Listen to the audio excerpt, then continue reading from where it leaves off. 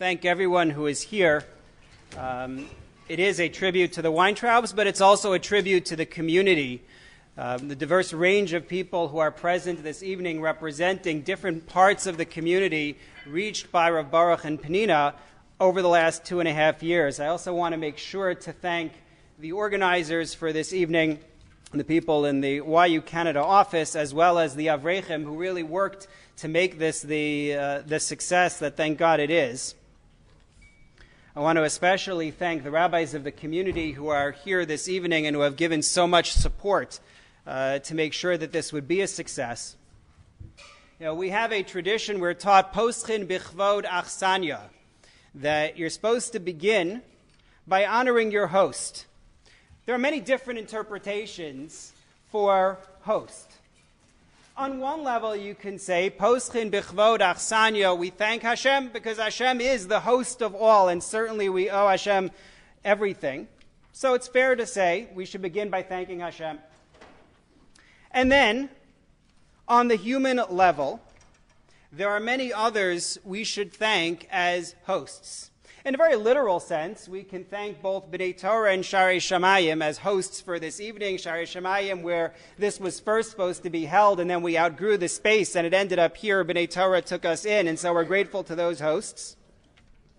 And then I also want to thank another host, really without whose efforts we wouldn't have this evening at all. 3 years ago, we were casting about trying to find a replacement, a successor for Rabbi Azariah Berzon, our founding Sgan. And at the time, we knew it would be impossible to fill his shoes. And really, we were looking high and low. And then the Koshitsky family connected with Rav Rimon in Israel. And that was the lead that brought us to the Weintraubs. My first email to the Weintraubs was December 15th of 3 years ago. We're coming up on our 3-year anniversary. Thank God for Gmail. You can find anything. But I want to thank them also as a form of achsanya, the family that brought us the Weintraubs. But the main achsanya that I want to thank is really Pnina. Pnina left a good job in Israel doing what she loved to come on shlichut to Toronto to make a difference for a Jewish community. And in the process, she made this shlichut. From the time that the Weintraubs arrived here, Pnina immediately reached out to a diverse group of Jews, teaching secular Israelis in the Kachol Lavan school, working with high school girls at Olpana, helping organize women's classes at B'nai Torah with Michal Horovitz, leading Torah in Motion's Matan Bat Mitzvah program, inviting people into her home for a Shabbos meal. And Pnina used her music. She applied her love of music to different ways to reach people, through a musical play, theater program at Netivot, through music therapy at Sage Care, musical slichot in her home and in Sharei Shamayim and Akilat Sharei Torah. Pnina dealt with significant challenges along the way, but always with patience and a smile and an enviable professionalism.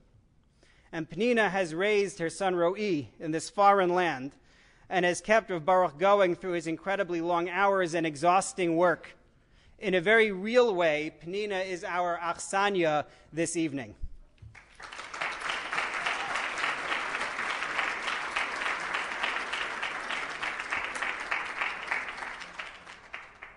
And then there is Rav Baruch.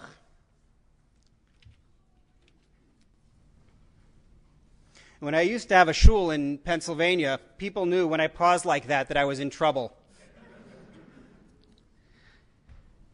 From those first conversations and emails,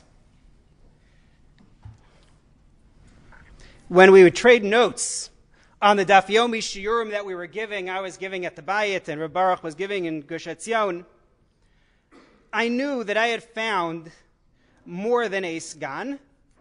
I had found a Rebbe, someone from whom I could learn.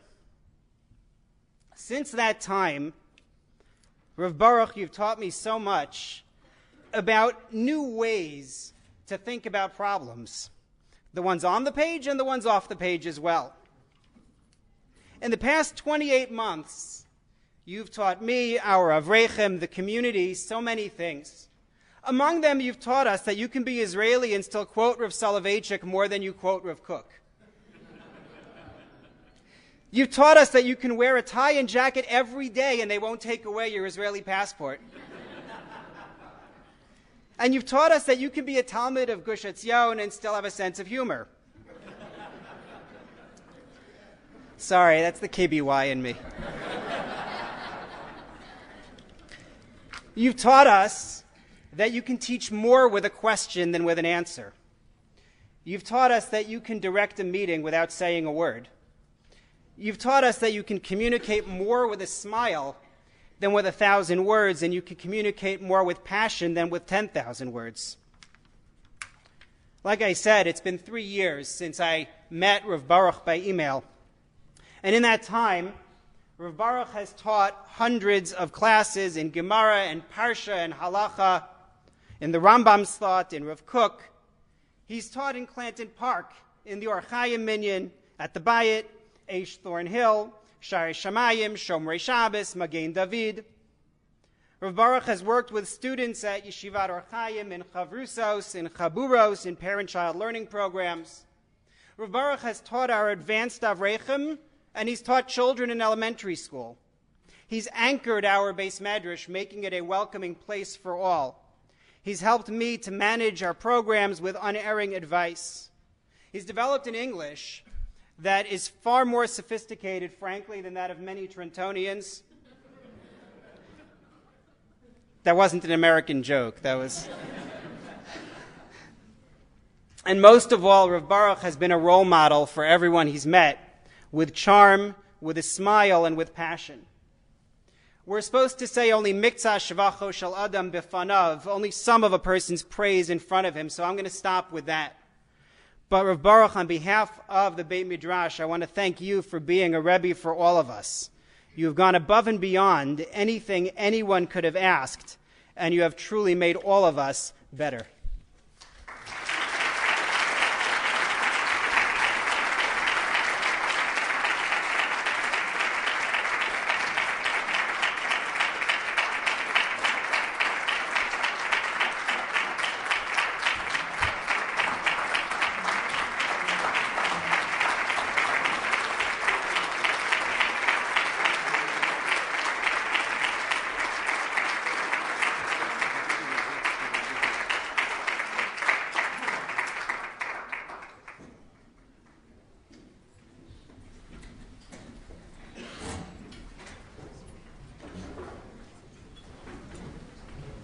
Pnina, if you could come up also.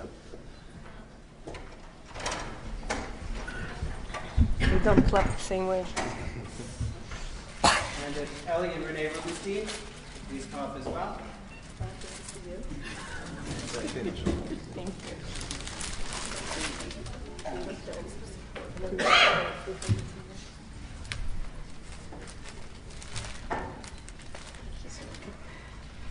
We have the flowers that you see there. We also have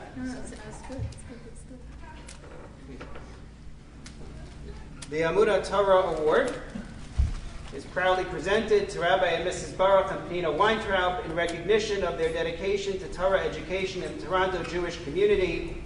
Lo yamish Amud ha'anan yomam ve'amud ha'esh laila lifnei ha'am. Thank you.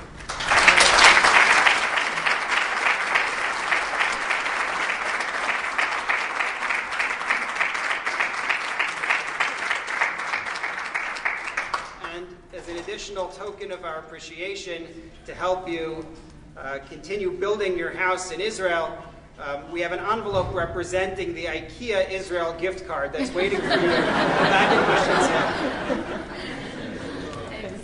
We're going to come.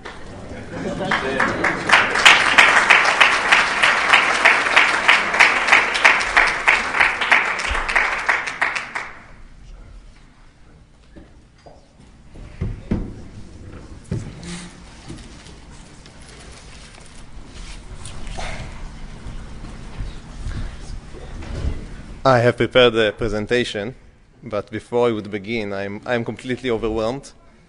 And in my wildest dreams, I didn't think that that's what is going to be said. And of course, it's not correct, as you all know.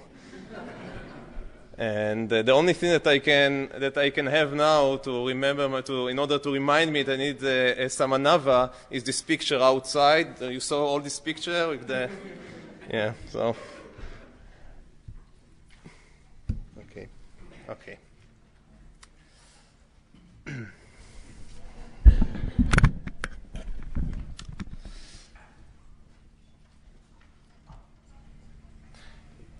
And the word of Hashem came to me, saying, "And you, Ben Adam, take for yourself one stick and write upon it, for Yehuda and for Bnei Israel his companions. And take one stick and write upon it, for Yosef, the stick of Ephraim, and all the house of Israel his companions. And bring them close, one to the other, into one stick, and they should be one in your hand. And when the children of your people will say to you, will you not tell us what these are to you? Say to them, כה אמר Hashem Elokim, behold, I will take the stick of Yosef, which is in the hand of Ephraim, and I will place it with the stick of Yehuda, and I will make them into one, and they shall become one in my hand." These psukim from Sefer Yechezkel, which we read in the Haftarah this Shabbat, expressed for many generations the longing of Am Yisrael, divided by so many rifts and disputes, to become once again one united nation. To repeat on a national level the rendezvous of Yosef and his brothers. North American Yeshiva University, which the representatives are the wonderful Yeshiva University Canada office, led by Mr. Stuart Haber. Torah Mitzion, which is an educational arm of the Mizrahi, which is represented here by Mizrahi Canada and led by Rabbi Meir Rosenberg.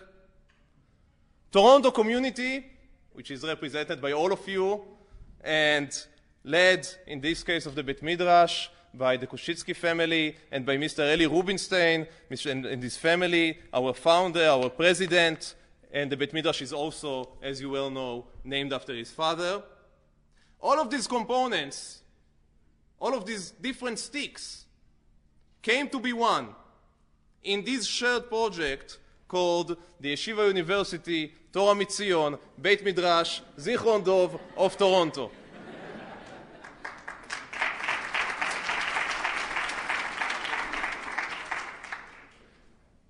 We all believe that the connection that we are looking for, that would be able to transfer all of these different segments from Eretz Israel and from abroad and from different communities, the basis that can unite us is the Torah, is the Beit Midrash. As Rabbeinu Saadia Gaon said, "En umateinu uma ela betorotea." Our nation is defined as a nation by the learning, by the Torah, by the mitzvot, by what we believe in. Our mission here, as a family, was to take part in creating this connection, in bridging these gaps. And taking part of the connection means not only to teach, but also to learn. Because in order for these different roads to become one, you cannot have one road submerging the other. You must have a real connection. And that I knew when I came. So I thought that I would teach a lot and I would learn a little. But soon enough I understood that the learning that I have to do is much bigger than the teaching that I can give. And that became clear to me on my first day here in Toronto. And I understood immediately what minute fine details are and how do you take care of them. When we came to find our home, not only well furnished by the efforts of Rabbi Torchina, that I would come back to you later, don't think that that's enough, but also supplied with everything that we could ever thought of, from towels to bed sheets and from tablecloths to flowers, all of that by Mrs. Rubinstein. Thank you.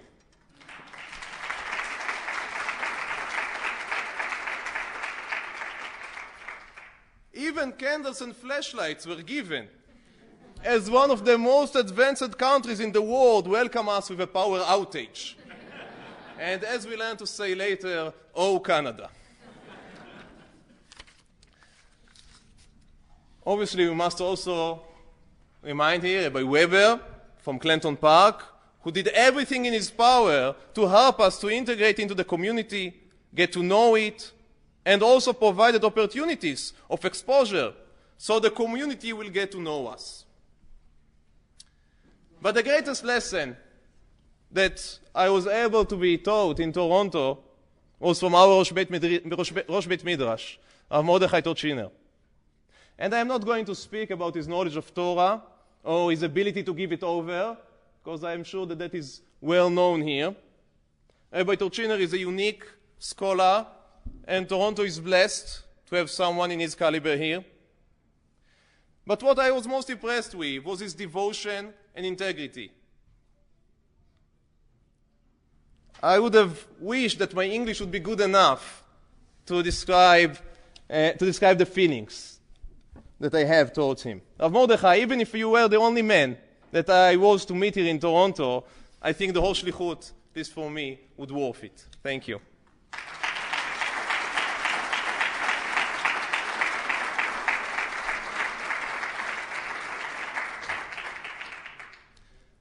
A part of giving the shiurim in the Beit Midrash, I also had the merit to give shiurim and teach in different shuls around the city, from Beit and Eish to the north, and Sha'arei Shamayim and Forest Hill Jewish Center to the south. And these to themselves were also an exciting experience. In the last Shabbat, we were hosted by a family, and I was asked if I find more enjoyable the shiurim that I give, that I teach in the Koilel to our Avreichim, or outside in the community. And I thought a little, and I answered that I think it's two different types of joy. There is the joy of teaching, which is teaching in the Koilel, but there is the joy of learning. And that is what I felt when I was giving a shiur in our communities. I was exposed to different views, to different angles, to different viewpoints that what I was used to, than the viewpoints, the things that I learned in Eretz Israel. And what I gained here, again, I would say, I think, much outgain anything that I could give you. Thank you for everyone that was part of this shiurim, part of the chaburot, part of the chavrutot, part of special itvahaduyot in very late hours of the night. I will never forget the things that I learned here. Of course, all of that could not be achieved without us being given the feeling that we are not only teaching and not only learning, but that we also have a home here. Far from home, but at home.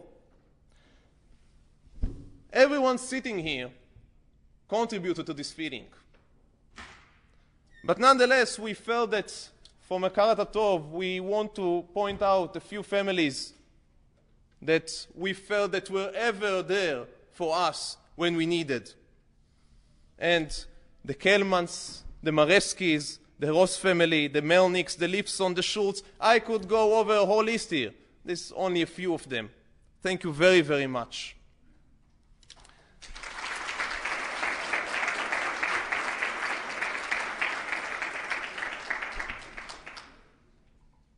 My beloved Torontoian friends, thank you so much for what you did for us. Thank you for enabling us to do something for you. We finish now 2.5 years of shlichut here in Toronto as shlichim Israelim. But our feeling is that a new shlichut is going to begin now. In Israel, as shlichim torontonim. In a regular shlichut, we say, we have an halacha. Chazra shlichut etzel hameshaleach. We want the agent, the shaliach, to be able to return to the sender in order for the shlichut to be valid. But in this new shlichut, that we would begin in a few weeks, we hope that the meshaleach, that the sender, would return to the agent, would come to the shaliach. והיו העצים אשר תכתוב עליהם בידיך לעיניהם, ודבר אליהם. כה אמר השם, הנה אני לוקח את בני ישראל מבין הגויים אשר הלכו שם, וקיבצתי אותם מסביב, והבאתי אותם אל אדמתם, ועשיתי אותם לגוי אחד בארץ, בערי ישראל, ומלך אחד יהיה לכולם, ולא יהיו עוד לשני גויים, ולא יחצו עוד לשתי ממלכות. לשנה הבאה, ירושלים הבנויה.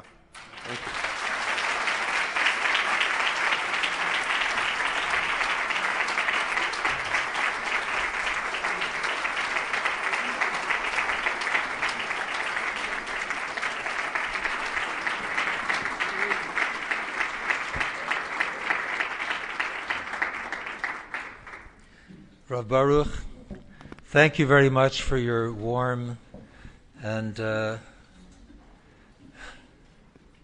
inspiring words. It's exactly what we have come to expect of you these past 2.5 years that you have been in our midst. We deeply appreciate all that you've done for us, and I can tell you that you're going to be very sorely missed. But we all join in wishing you and your family all the best for the future. Derech Sleicha.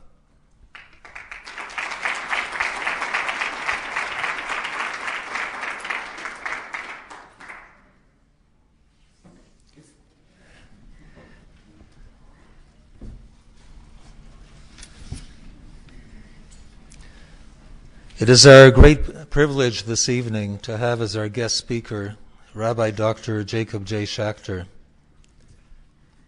You have in the booklets on your table a brief one-page summary of Rabbi Schachter's biography.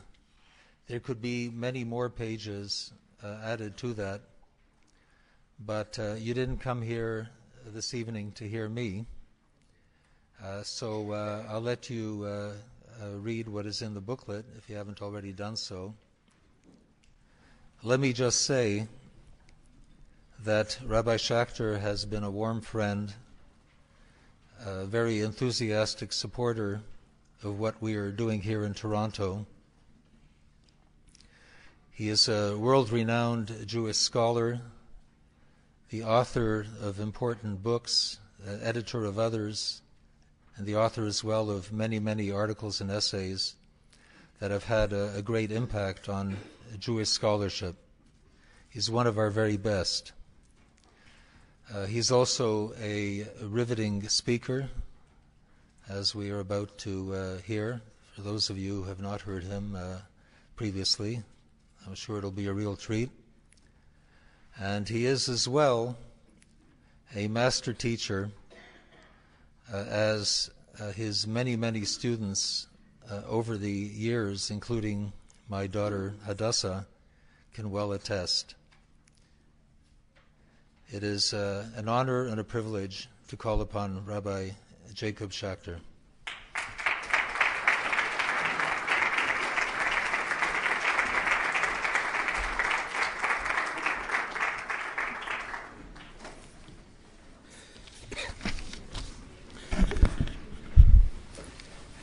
I want to thank Ellie very much for the introduction,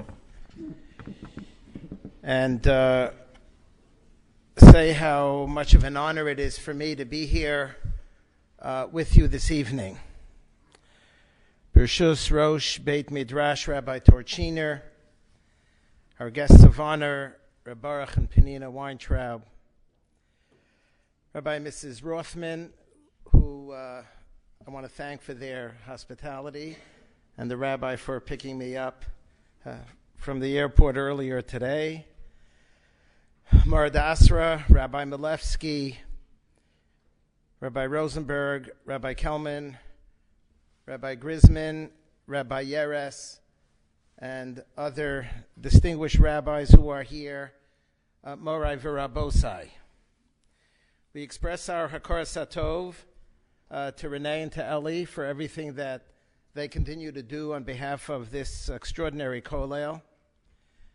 To Jeremy McGency, being president of the Canadian Friends of Yeshiva University, Stuart Haber, who stewards Yeshiva University's interests here in Canada, Jeanette Adams, Orale Atuel, and all of you who come tonight with mixed feelings.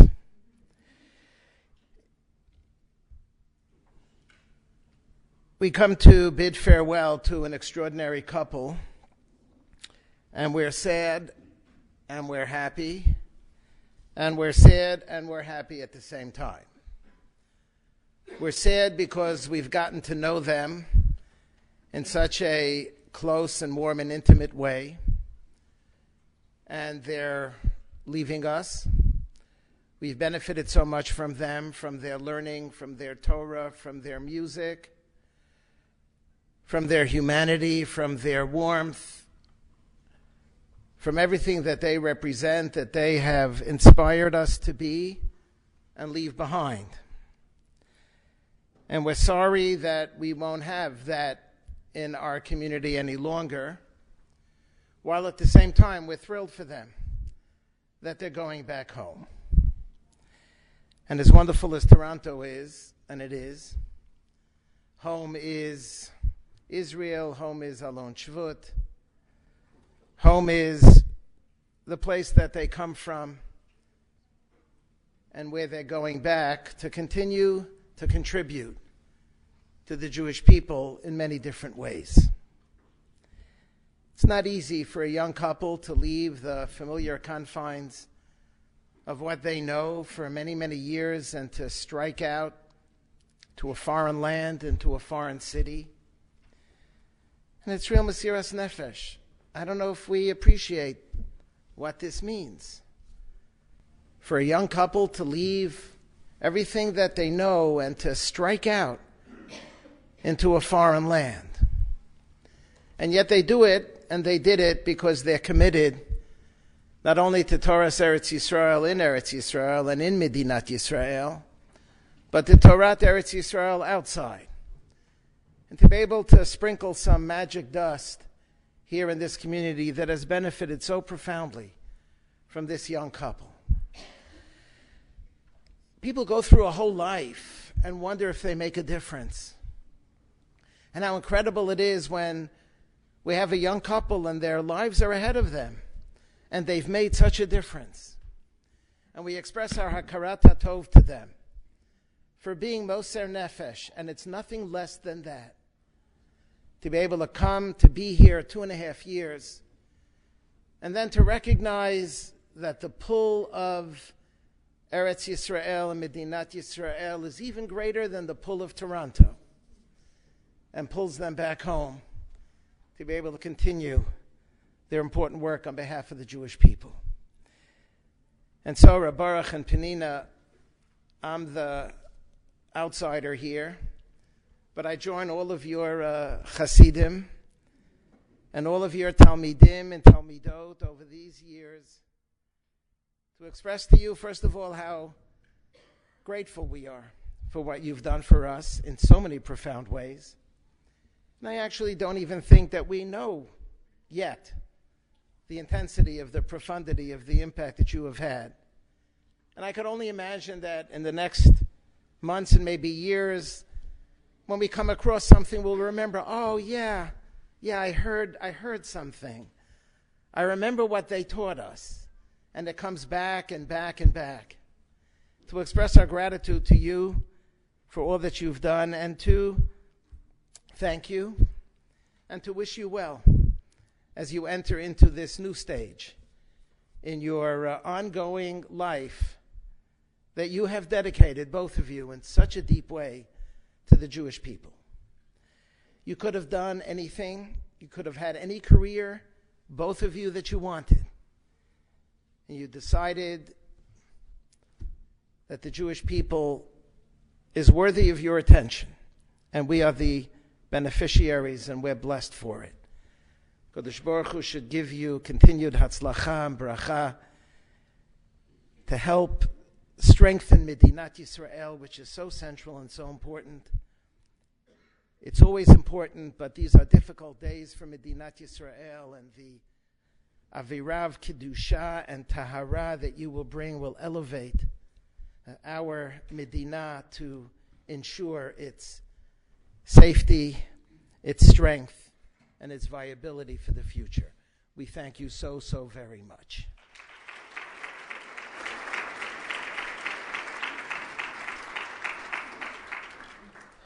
We just finished the holiday of Hanukkah, so I want to begin by telling you a Hanukkah story.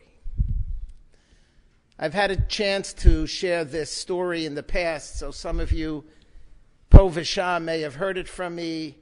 So if you have, just chuckle along so that I don't feel embarrassed. Story is told about a very small town in Europe, a little shtetl in Europe, where all the Jews were sweet Jews and wonderful Jews, Weile Yidden, Zisi Yidden, Shine Yidden, and Feine Yidden. They were very, very precious Jews, but they weren't very learned. It was a poor community. As soon as the little boys became bar mitzvah, they had to go out and to work. They didn't have a chance to learn and to study. They didn't really know how to do mitzvahs exactly. They didn't have any sophisticated understanding of Torah. But Baruch Hashem, they had a wonderful rabbi, and the rabbi was very learned and knowledgeable. And so the practice was that before they ever had to do a mitzvah, they would go to the rabbi's house, they'd see the way the rabbi did the mitzvah, and then they would go home and they would do exactly what the rabbi did. They would adhere every move of the rabbi with normative, significant, halachic value.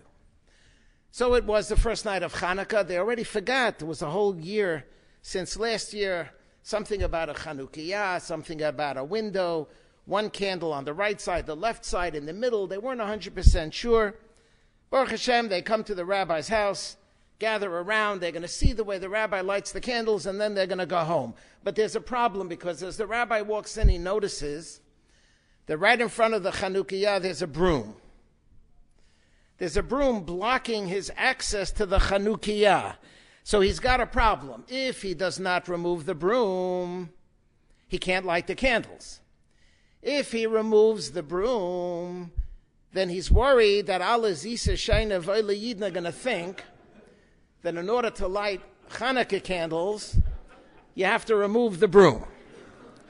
So you understand very well that he had to remove the broom, but he turned around and he said to them, and he said it in Yiddish because we're now in Eastern Europe, he said, I'm removing the broom, kinderlich is old visina dosenit ledoiris.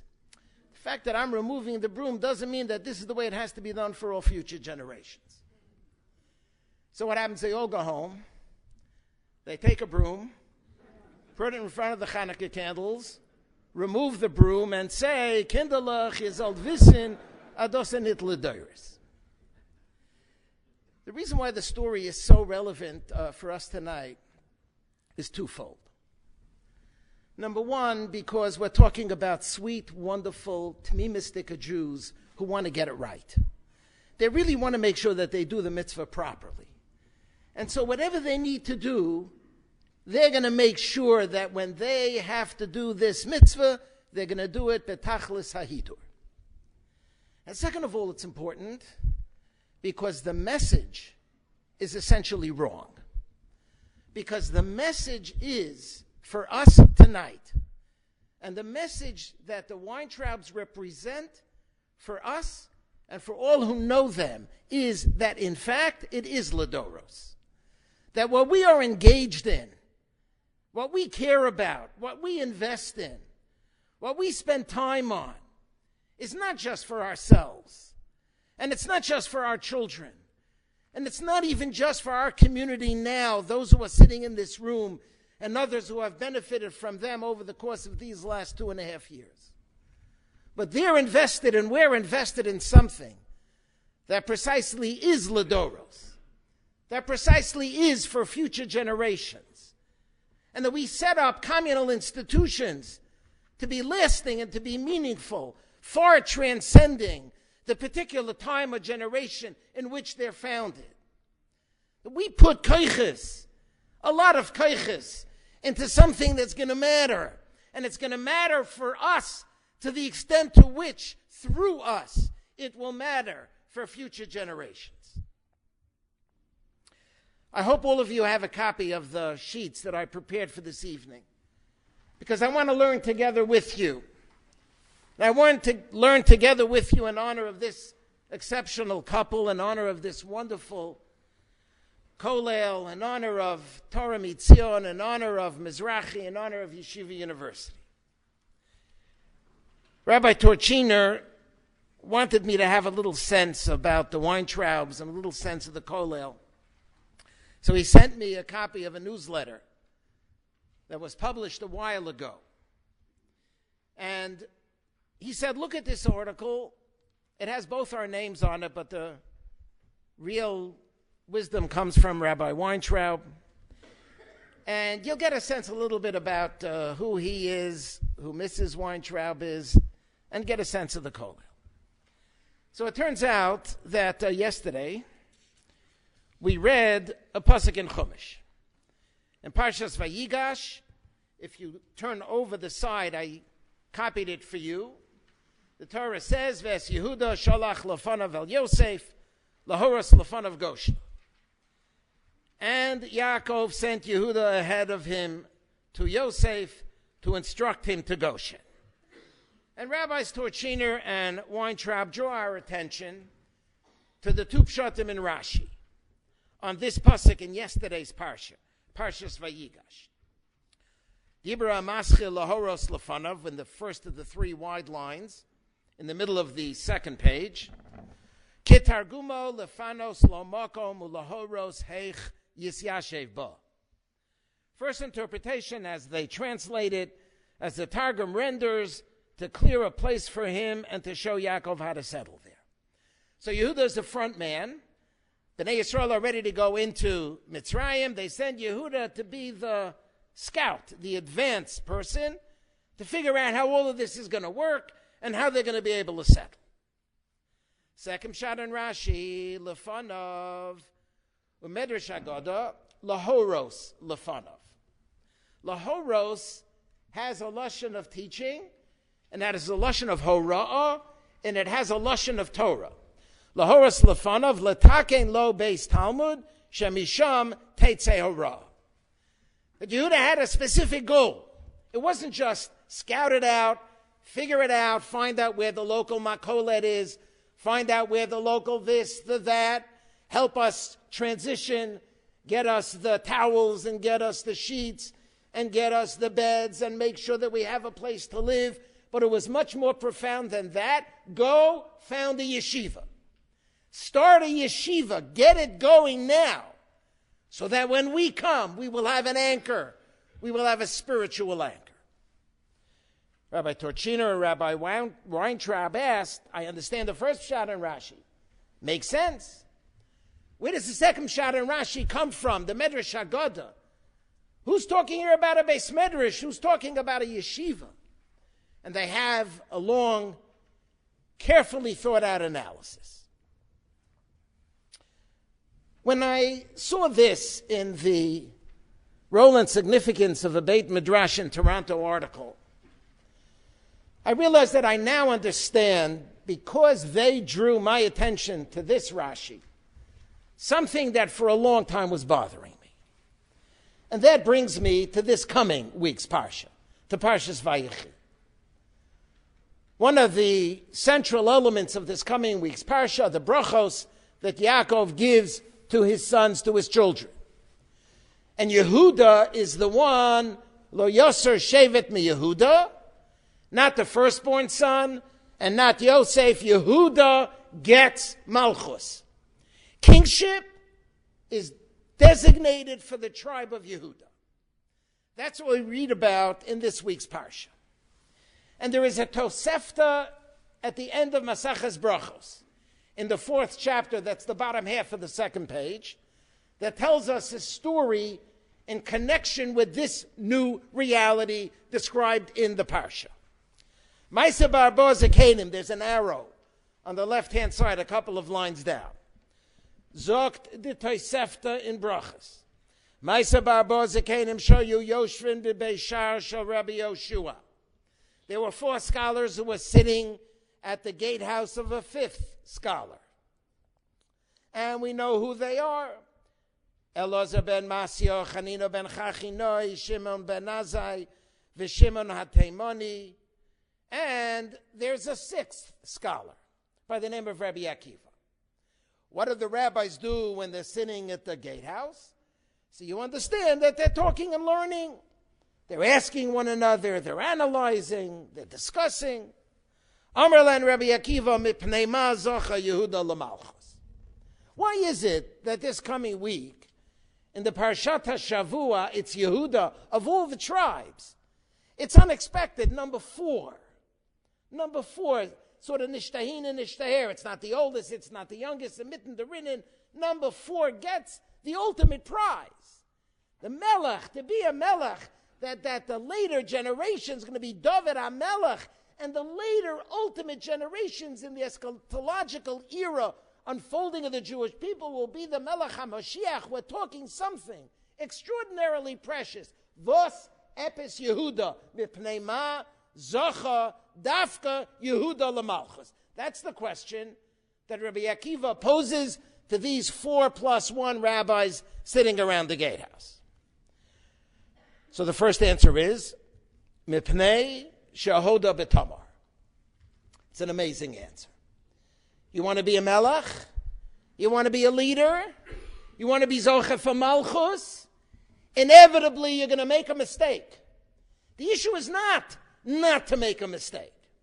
You're going to make a mistake. Question is, what are you going to do when you make the mistake? So Yehuda made a mistake.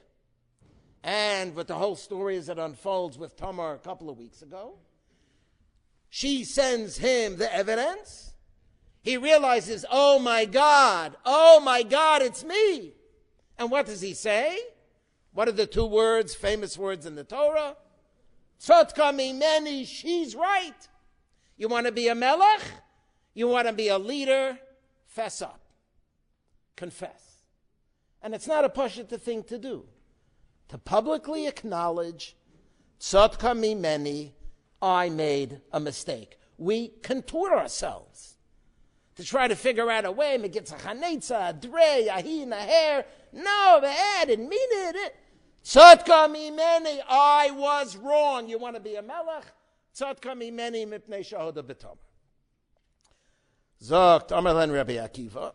So Rabbi Akiva says, v'chinosin in schara lo aveira. I don't like that answer. I don't like that answer. Because in a sense, you're giving him credit for having bagrubben himself in the blotter to begin with. He did an Avera. Now he admits his Avera. You know what? Better if he never would have been there at all. So in a sense, he's getting a bonus for having done something wrong, even though he's appropriately crawling out of it. No, that's not cutting it for me, Zot Rabbi Akiva. You don't give schar for an Avera, even though he was moida the Avera, that doesn't count. Hadra kushal laduchte mipnei ma zacha Yehuda lamalchus. Second answer, they say mipnei shehitzilas achiv min hamisa. Because, as the text continues, ma betza kinaro gesachinu luchuvinim karenu liyishmeila. So Yosef comes down to his brothers. He's checking out on them. They have it in for him. They throw him into a pit. Their intention is to kill him.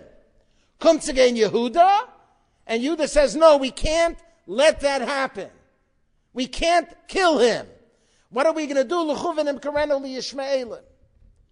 What does it mean to be a leader? Not just to stick up for your brother, but this means going against the absolute consensus. Kulam, hoidu, v'himlichu, v'amru. Every single one of them said, kill him, get rid of him. Yehuda says, no, I'm going to stand up against everybody else. It's him against everybody. You want to be a leader? You don't look over your shoulder and see where the wind is blowing. You want to be a leader? You stand up for what you believe in, no matter what, no matter who opposes you. Everybody could oppose you. Mipnei ma zocha Yehuda l'malchus. Because he stood up against the group.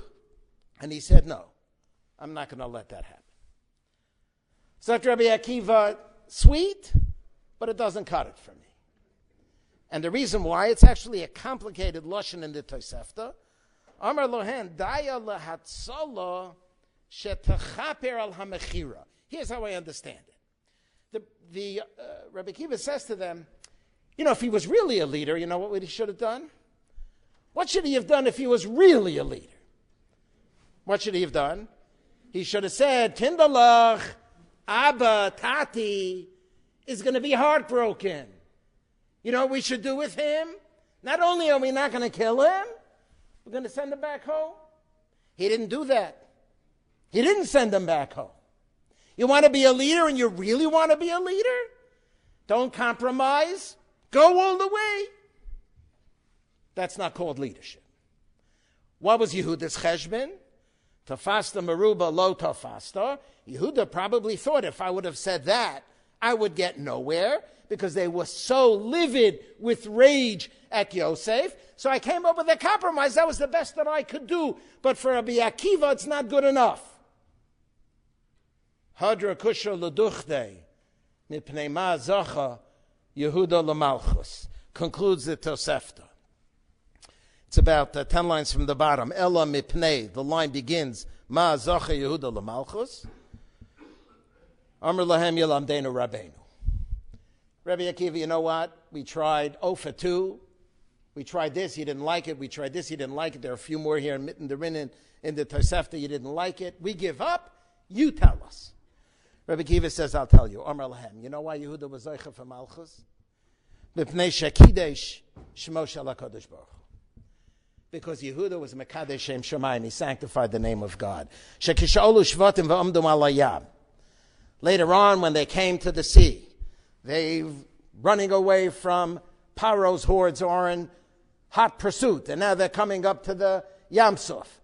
The Yam Suf is churning with water. The army is behind them. They are between a rock and a hard place. What are they going to do? They have nowhere to turn. It's actually a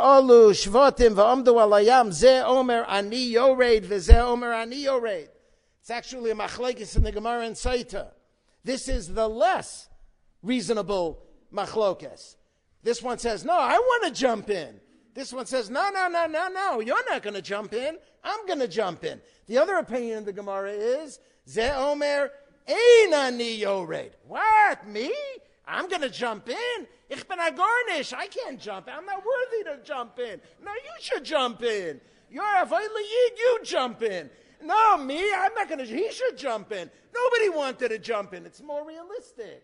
It's a machlokes in the Gemara. Nobody wanted to jump in. And what happened? We know what happened. Kofat shifto shel Yehuda. Nachshon ben Aminadav jumps in. V'yorad b'tchila v'kiddush shmo shel HaKadosh Baruch Hu. Mitnei ma zoche Yehuda l'malchus. You know why Yehuda merited kingship? Because he was Mekadesh Shmo shel HaKadosh Baruch Hu. So I ask, Yehuda was not Mekadesh Shmo shel HaKadosh Baruch Hu. Who was Mekadesh Shmo shel HaKadosh Baruch Hu? Yehuda didn't jump in. Nachshon jumped in. So kimt Yehuda Akish and Piskel that Nachshon jumped in. Why is Yehuda get Malchus? And for many years I thought that the reason why Yehuda is Zeichel Malchus is because Yehuda set up a family with values, established a family with certain traditional values that were inculcated into the fabric of this family, so that when child after child after child, and 3, 4, 5, 6 generations from now, a moment of decision will have to be made. The Einikel of Yehuda is going to jump in. The Zayda gets the credit. Yehuda set it up. Why did Nachshon jump in? Because Nachshon had a tata Aminadav, and Aminadav had a tata, and the tata had a tata, all the way back to Yehuda. Because Yehuda had eingewurzelt. Yehuda established in a family what it means to have Kiddush Hashem. And even though he didn't jump in, it didn't matter. The Elter Zayda set it up, and so the Elter Zayda gets the credit. And therefore the Einikel, the Ur-Einikel, the Ur-Einikel, 3, 4, 5, 6 generations later jumps in. It's a zechus to Yehuda. Yehuda is Zoicha L'Malchus Mipnei Shekidei Shmo Shel HaKadosh Baruch. So then I ask myself, Yehuda was the son of Yaakov. So why doesn't Yaakov get the credit? And Yaakov was the son of who? The son of Yitzchak. Why doesn't Yitzchak get the credit? And Yitzchak was the son of who? Was the son of Avram. Why doesn't Avram get the credit? Comes again this Rashi. You know why Yehuda gets the credit? You know why the Zayda Yehuda gets the credit? Because the Zayda Yehuda set up a yeshiva.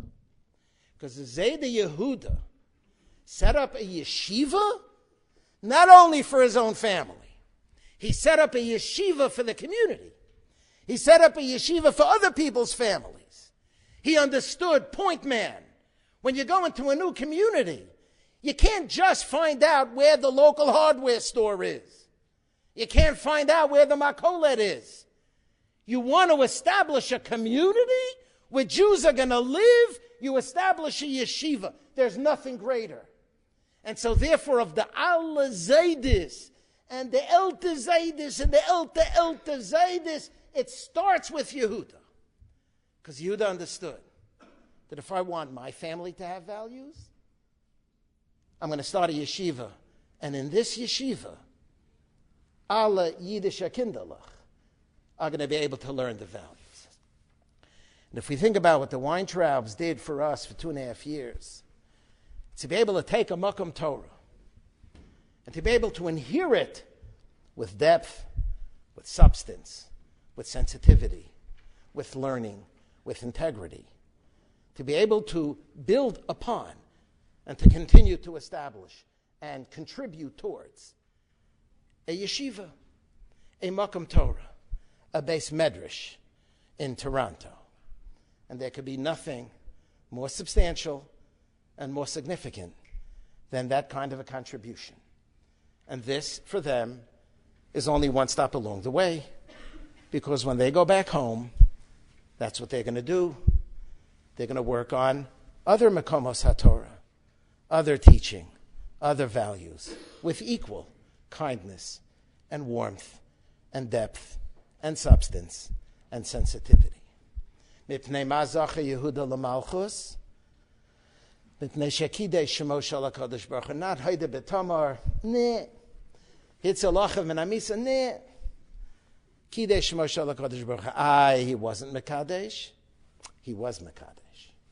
Took a while for it to play itself out, but he set it up. I'm now a Zaydi. I appreciate more and more like the role of a Zaydi. I didn't have Zaydis. I remember one Zaydi, my father's father died when I was 1.5 years. My mother's father died when I was 7 or 8. Never really had a Zaydi. I am a Zaydi. I try to pour kaiches into my einiklach. And there's something to be said for that.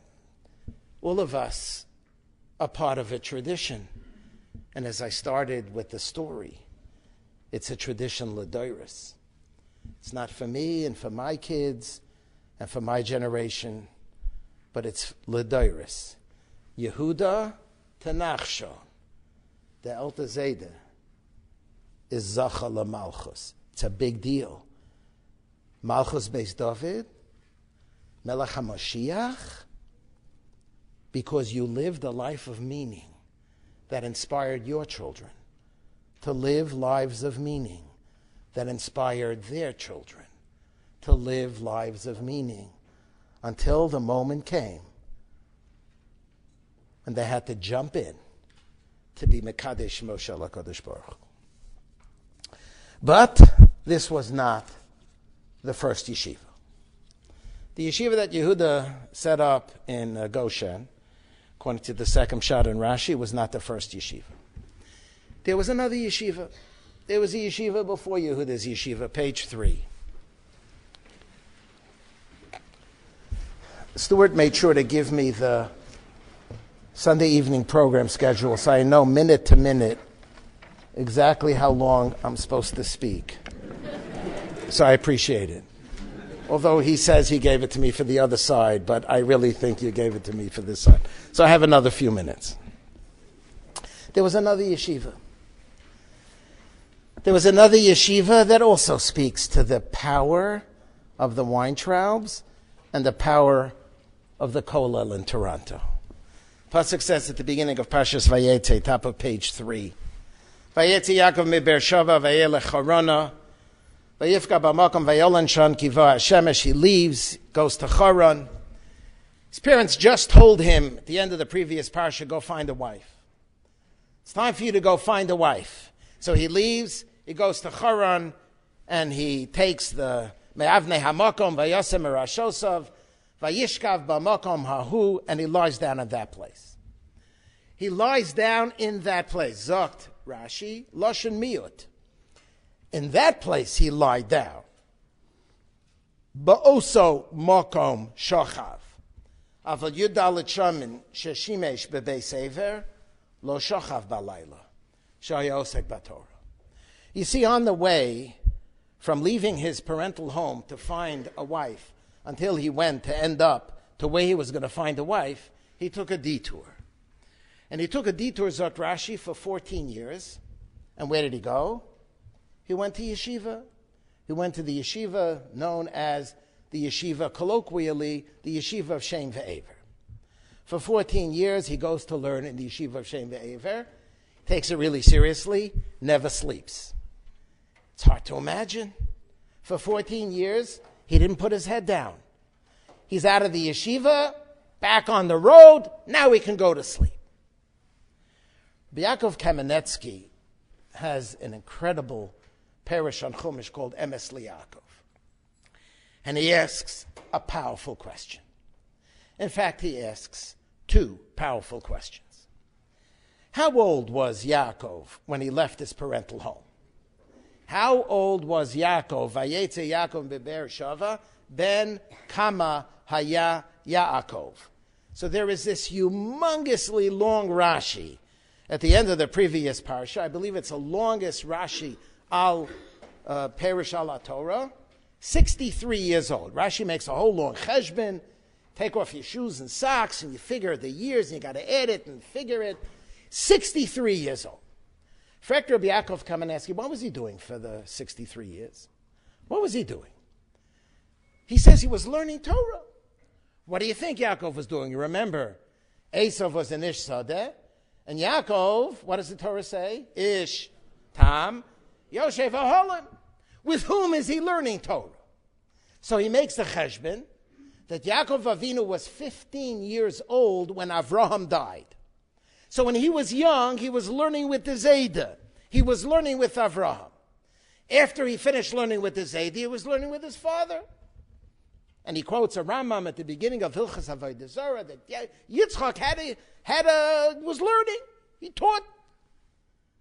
So for 61 years, let's say for the first 2 years after Abba, after he finally figured out how to talk, he's 2 years old, maybe he was 6 months old, he was a prodigy. 62 and a half years, he's learning Torah with the greatest of the greats, Milano Gadol from Avram and Yitzchak. And now, what does he do? 14 years in Shem Ve'ever. Very sweet, Shem Ve'ever, very nice. What's the yeshiva of Shem Ve'ever going to give him that he did not get for 62 and a half years in the Zayda and in the Tata's yeshiva? What's he going to benefit? What's he going to gain? What's the point? What are they going to add to what he already knew from the greatest of the great? Second question. He says, I don't understand. If your mother says to you, JJ, do me a favor, go to the store and get a bottle of milk. So, here's $2. Go Go to the store and get a bottle of milk. What does JJ do? Packs into the Beis Medrash for 4 hours, sits and learns, and then decides he's going to go get a bottle of milk. I don't understand, he says. His parents said to him, what did his parents say to him? Go find a wife. What do you have to do? And the mama tata says, go find a wife. Kibbud av va'em. Go find a wife. Find a wife and then go to the Beis Medrash. And mitten the rinnan, you take off and you go to learn. It's a chisaron in kibbud av va'em. 2 questions. So Rabbi Yaakov Kamenetsky says something extremely profound. And it's very relevant to us. He says that the Torah of Avram and Yitzchak was very different than the Torah in the yeshiva of Shem ve'ever. The Torah of Avram and Yitzchak, at the bottom right of page 3, in the last paragraph, HaTorah HaMiyuchedet Shenilmeda Bebeit Midrasham Shel Shem ve'ever, Shehayta Shona Behechlet Mitoratem Shel Avram ve'Yitzchak. In the Beis Medrash of the Avos, they study Torah b'madrega hagdola biyoter shel emunah avodat Hashem. You see, the Torah of Avraham and Yitzchak was Torah at the highest level. It's the purest Torah. It's the holiest Torah. It's the most sublime Torah. It's the most transcendental Torah. It's Torah betachlis kedusha v'tara. However, Yaakov is now on his way to Lavan. The Torah of Avram and Yitzchak isn't going to fly in the world of Lavan. It's not going to work. There's a disconnect between the exalted nature of that Torah and the sordid world in which he is finding himself now. And so therefore he has to go to the yeshiva of Shem ve'ever. Because who was Shem and who was Aver? Shem was the son of Noach on the left-hand side. He went through the Dor HaMabul. He understood what the Dor HaMabul was. Aver went through the Dor HaFlaga. What they did was they translated the sublime, exalted Torah of the Avos into the Torah of the real world, into the kind of Torah that will work and be meaningful in a world of Lavan. And so therefore, what does Yaakov benefit from stopping off 14 years in Shem ve'ever? What possible shtickle Torah could he learn that he didn't learn from the Tata and the Zayda? The answer is he learned how to take that and translate it in a way that is going to resonate, that is going to work, that is going to be meaningful in the real world. And therefore the Zushtel, he says, is not JJ go get a bottle of milk and JJ goes to the Beis Medrash for 4 hours. It's JJ, do me a favor, get me a lulav and an esrog. It's Erev Sukkos. I need you to buy a lulav and esrog. Tonight is Yom Tiv. JJ doesn't really know anything about a lulav and an esrog. If he goes to go buy a lulav and esrog, he doesn't know what he's looking for. So what does he do? Goes to the Beis Medrash, learns Hilchas Lulav, Hilchas Esrog, learns what he has to look for, and then he goes. This is not a detour. This just makes tremendous sense. How are you Mekayim Kibbud av va'em to buy a lulav and an esrog? Only if you learn what it is. How are you Mekayim Kibbud av va'em to go find a wife in the world of Lavan? Is to be prepared to operate. In Lavan Garti, V'taryag Mitzvahs Shamarti, to be able to operate in that world. And that's what he learned in the yeshiva of Shem ve'ever. And so, in our context, Baruch Hashem, we have a combination. The purity of Torah, the Kedusha of Torah, the Tahara of Torah, the Rosh Beit Midrash, the Skan, the Avrechem, and the Kolel. These are holy Jews who teach Torah at the highest level. And at the same time, they teach it in a way that resonates with the rest of us who live anchored in the real world.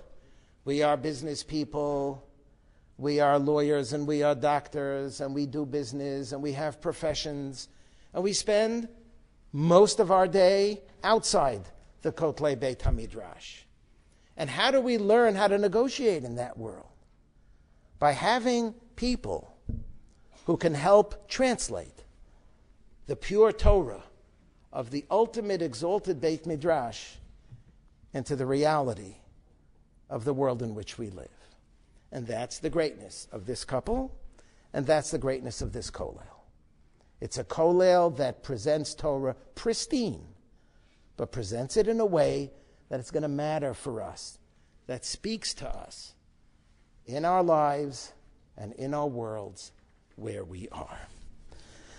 And so, yesterday, Yehuda, according to the second Pshat in Rashi, founds a Beis Medrash. And that's why I'm suggesting that B'pnei Ma Zocha Yehuda L'Malchus, because even though Nachshon came many generations later who jumped in, but Yehuda set it up. Yehuda set the tone for the family, that ultimately when it would become necessary, would create a grandchild who would do that. And the reason why it was Yehuda is because he was worried not only about his own family, but worried about all Jewish families. And this is the kind of yeshiva that we celebrate this evening, that you are blessed to have in your city. You, I hope, realize the blessing that you have to have this kollel in your city, thanks to the Rubensteins who established it, thanks to so many who support it, thanks to the Avrechim who come to learn in it, thanks to so many of you who come to learn from them and with them. What a bracha this is.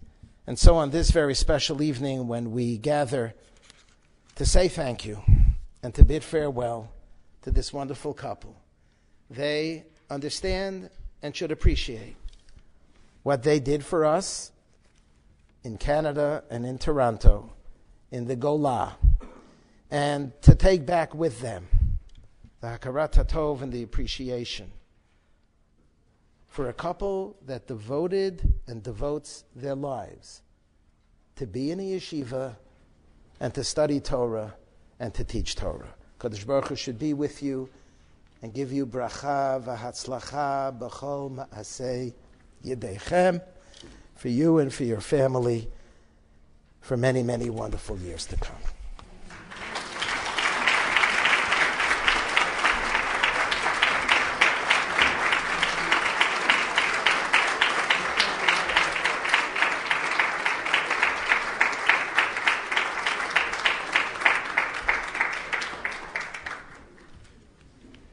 Thank you very much for that inspiring message, Rabbi Schacter.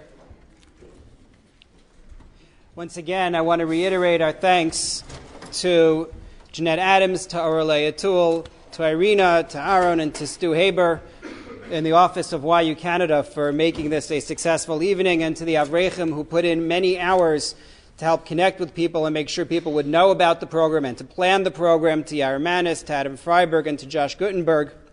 I want to thank the community. I want to thank the rabbis who have been so supportive tonight and as always.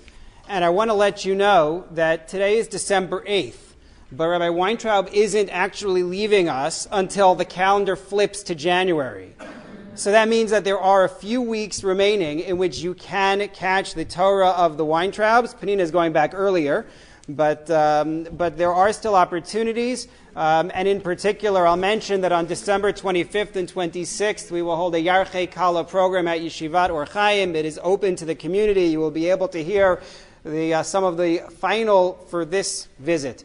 Some of the final shiurim from Rabbi Weintraub in Toronto. Please do take advantage of the opportunity. Thank you once again. Have a good night.